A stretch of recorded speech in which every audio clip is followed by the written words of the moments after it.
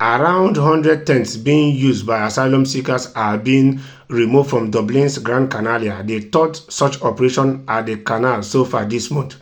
This comes after previous multi-agencies respond to remove tents from around the city. In total, 109 individuals were offered accommodation this morning.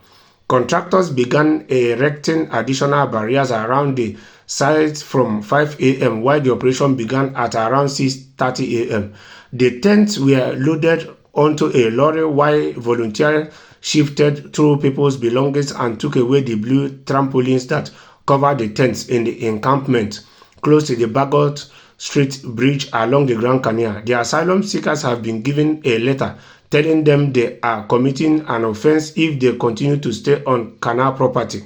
5 buses carrying the men left shortly before 8 a.m. Fresh barriers are being erected along the canal. So apparently this is the third of this operation that has been carried out to clear this Grand Canal this month, and now they are even giving people letters in which it stipulates, or they have it clearly written, that people continuing to pitch their tents to sleep there, they are breaking the law, is an offense.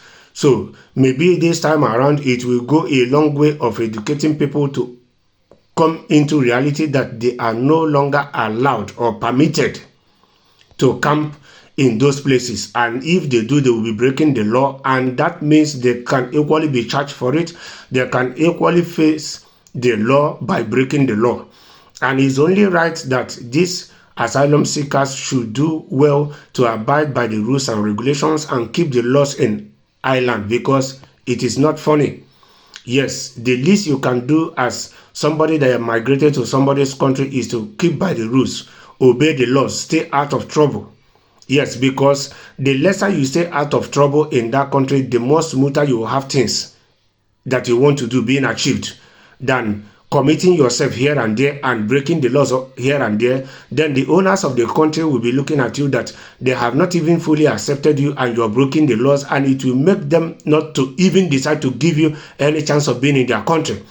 Sometimes it might even drive some of them of taking a quick decision on your matter for you to leave their country as soon as possible.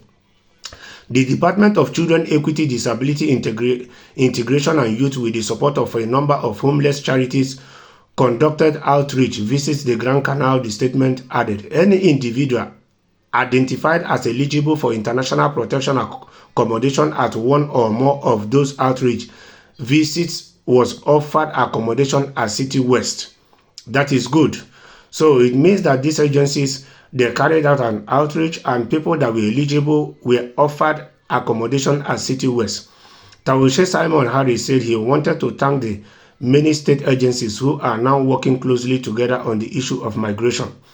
Yes, these agencies should equally do well to carry out outreach to be able to offer accommodation to the 14,000 Irish citizens who are having accommodation issue. And their Prime Minister and the Chief Justice of their country should do well in whatsoever they are doing to include their citizens, because their first obligation is to their citizens. The first obligation any country owes to anybody is their citizens first, before anybody. So these agencies and the government institutions to consider these people and attend to their needs too.